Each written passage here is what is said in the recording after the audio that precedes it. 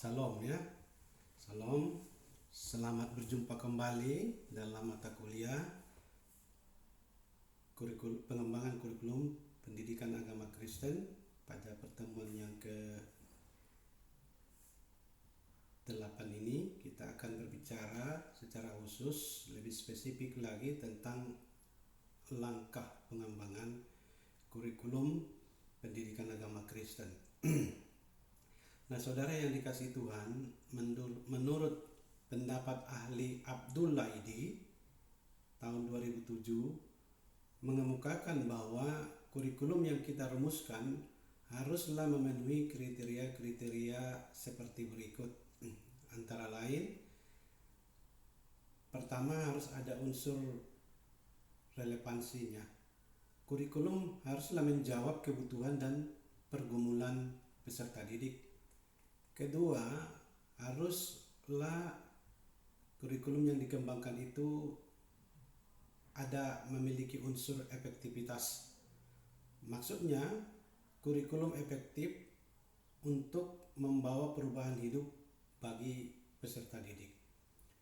Kemudian, kurikulum yang dirumuskan harus juga mengandung kriteria efisien.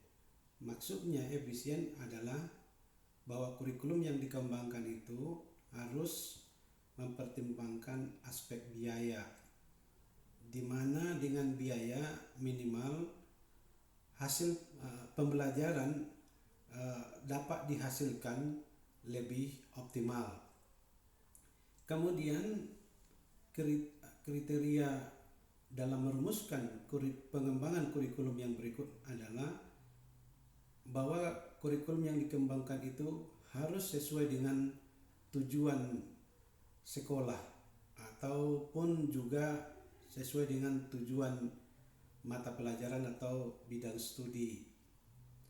Nah, kurikulum juga yang harus dikembangkan harus juga sesuai dengan tujuan gereja ataupun tujuan lembaga di mana kurikulum itu akan diimplementasikan.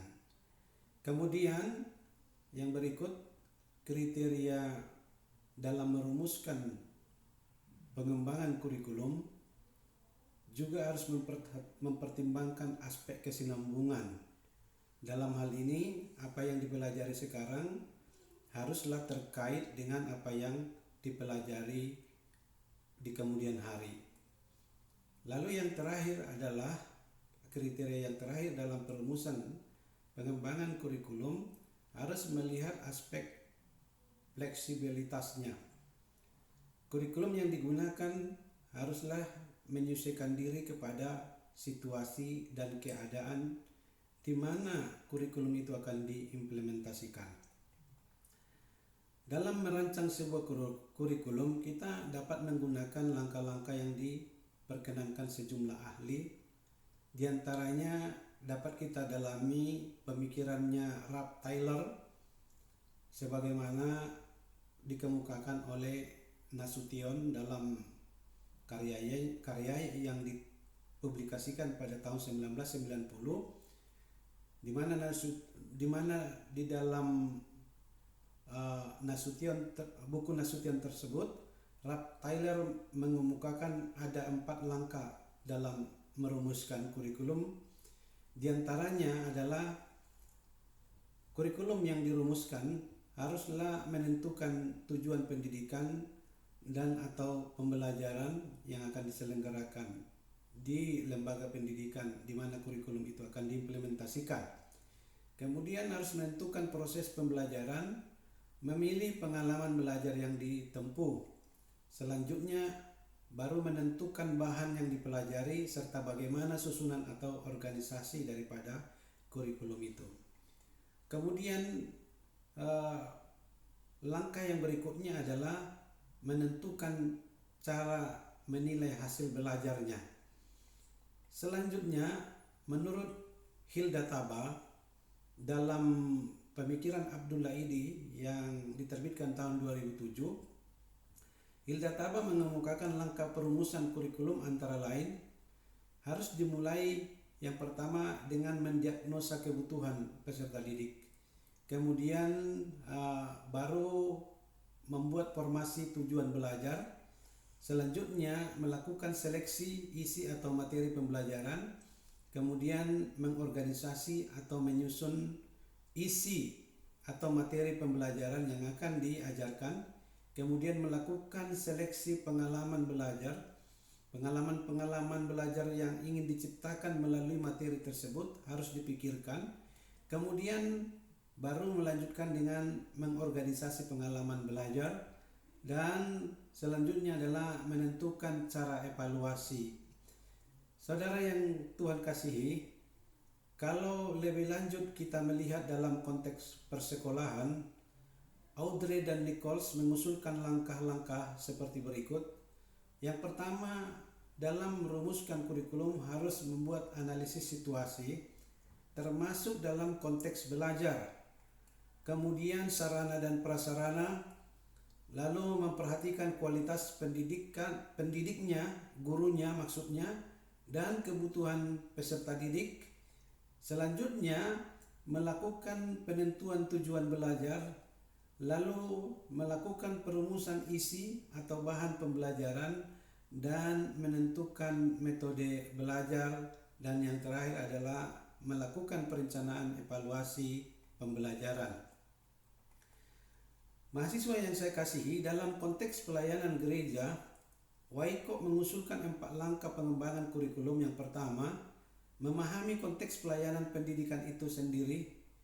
Dalam hal ini, untuk mempertajam kita dalam memahami konteks pelayanan pendidikan itu sendiri, kita dipandu dengan sejumlah pertanyaan-pertanyaan yang berikut. Pertama, di mana kegiatan belajar akan berlangsung? Apakah kegiatan belajar yang akan dirancang itu berlangsung di rumah, ataukah di gereja, ataukah di tempat kerja, atau di kantor, ataukah di sekolah? Siapa yang akan terlibat di dalamnya? Dalam hal ini, siapa yang akan belajar itu menjadi faktor-faktor pertimbangan kita dalam memahami konteks pelayanan. Kemudian, saudaraku yang dikasihi Tuhan, yang kedua, sebagai langkah dalam perumusan kurikulum sebagaimana yang dikemukakan oleh Wyckoff dalam konteks pelayanan, haruslah menetapkan ruang lingkup atau skopa dari apa yang akan dipelajari. Itu semua harus dirumuskan. Sementara Colson dan Rigdon dalam pemikirannya yang diterbitkan tahun 1981 mengemukakan ada 5 ruang lingkup bahan pengajaran dalam pendidikan warga jemaat. Menurut Wyckoff, bagi gereja tertentu mungkin saja ini mencakup seperti ruang lingkup materi yang membahas tentang Allah Bapa, Yesus Kristus, manusia, masyarakat, gereja, dan kehidupan Kristen. Nah, untuk komunitas kelompok lain di gereja, mungkin saja yang dipelajari terbatas kepada skopa seperti berikut. Di antaranya skopa tentang Allah Tritunggal, manusia, hidup sebagai murid Yesus, gereja, berjalan bersama Roh Kudus, karunia-karunia rohani, tanggung jawab hidup, peperangan rohani, dan lain sebagainya. Kemudian beda konteks komunitas yang belajar yang harus saudara pahami, harus juga beda ruang lingkup yang mereka pelajari dalam jangka waktu tertentu untuk 1 tahun misalnya. Kemudian dalam menentukan ruang lingkup bahasan, kita harus berpedoman juga kepada konteks pelayanan termasuk orang-orang yang belajar. Penetapan ruang lingkup bahasan juga dapat dibuat beragam. Ada yang bertitik tolak dari dogma dan ciri khas gereja, dari persoalan hidup dan kebutuhan, dari nilai budaya di masyarakat. Saudara mahasiswaku yang Tuhan kasihi, yang ketiga dalam perumusan kurikulum sebagaimana yang digagas oleh Wyckoff, langkah ketiga yang harus kita pertimbangkan adalah merumuskan tujuan pendidikan itu sendiri. Jadi, apa sebenarnya tujuan dari pembelajaran dengan berpedoman kepada ruang lingkup bahasan yang sudah ditetapkan? Kemana peserta didik harusnya atau hendak dibawa? Apa yang akan berubah dalam hidup mereka sesudah mereka diajarkan dengan kurikulum tersebut? Kemudian tujuan program gereja tertentu haruslah kita perhatikan. Masing-masing gereja memiliki tujuan program yang berbeda, dan juga tujuan program gereja berbeda dengan tujuan pendidikan Kristen. Tujuan gereja itu jauh lebih luas, sedangkan tujuan pendidikan pembelajaran itu jauh lebih sempit, jauh lebih spesifik, dan lebih bersifat operasional atau dapat dicapai. Kemudian yang keempat, langkah perumusan kurikulum menurut Wyckoff adalah merencanakan proses pembelajaran.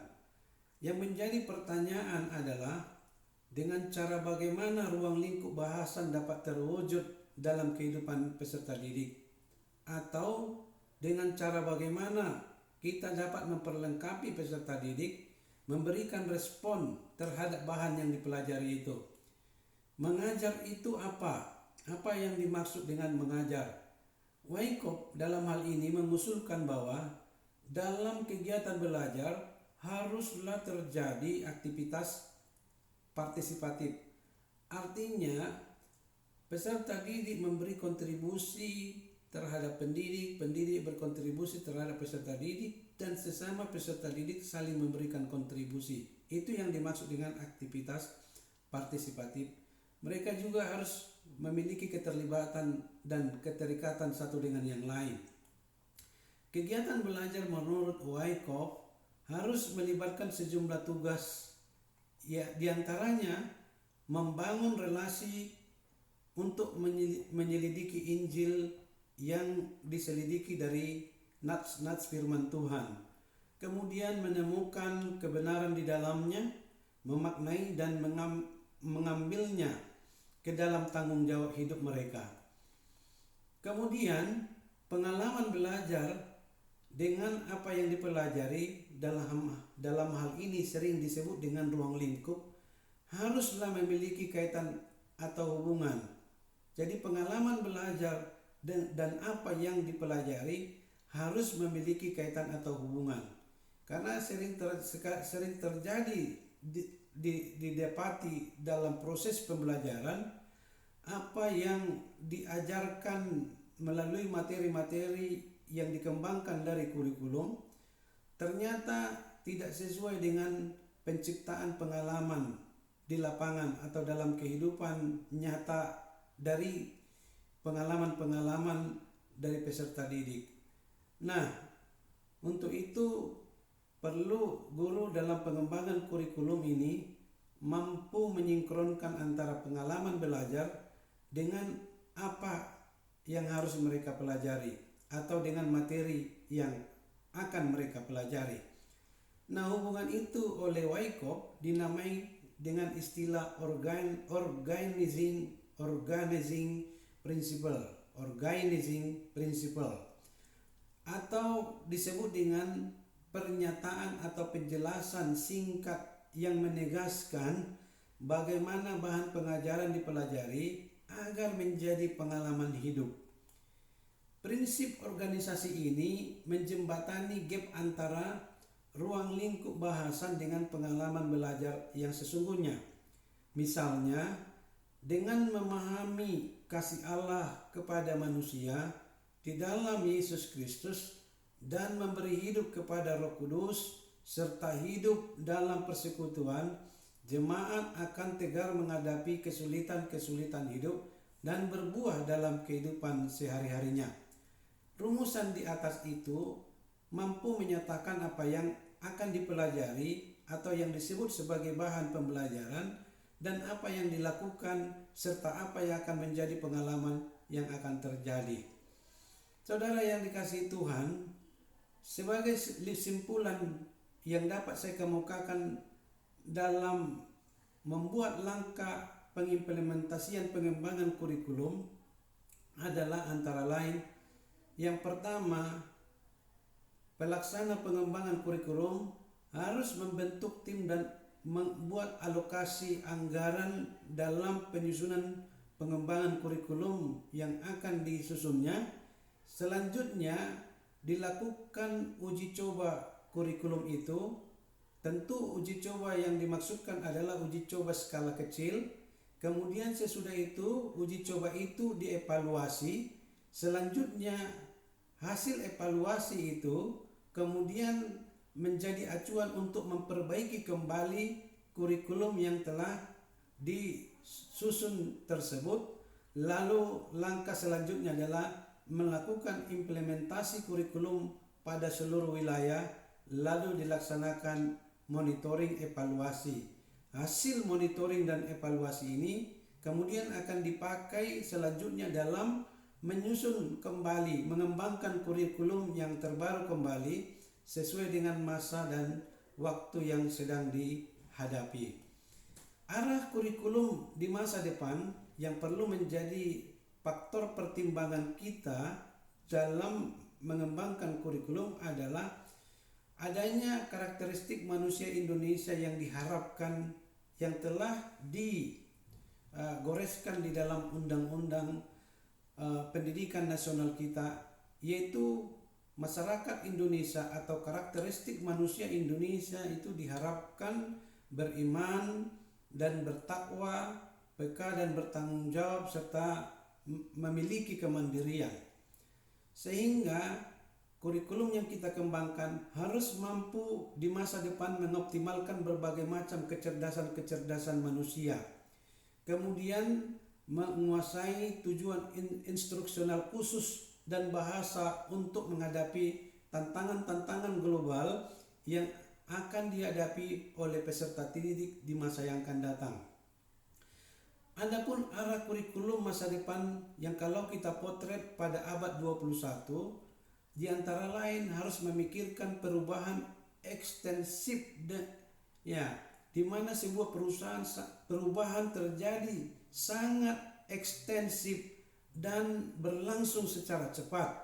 Lalu kemudian ada ketidakpastian yang tinggi di dalamnya. Selanjutnya masyarakat juga di abad 21 adalah masyarakat yang sangat dinamis.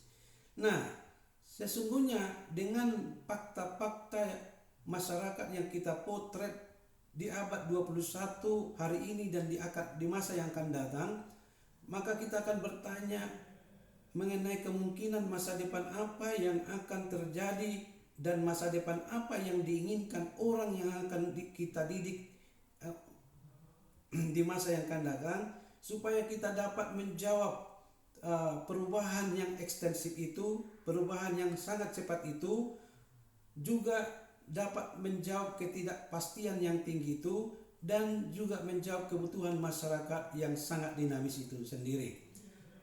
Adapun keterampilan-keterampilan yang dibutuhkan di masa yang akan datang atau di masa depan ini adalah di mana manusia akan cenderung lebih mengandalkan pikirannya atau otaknya. Kemudian mereka butuh memiliki kemampuan untuk mencari, memilah dan mengelola informasi untuk mencapai tujuan tertentu. Kemudian keterampilan yang dibutuhkan di masa depan adalah mereka mampu menggunakan teknologi informatika.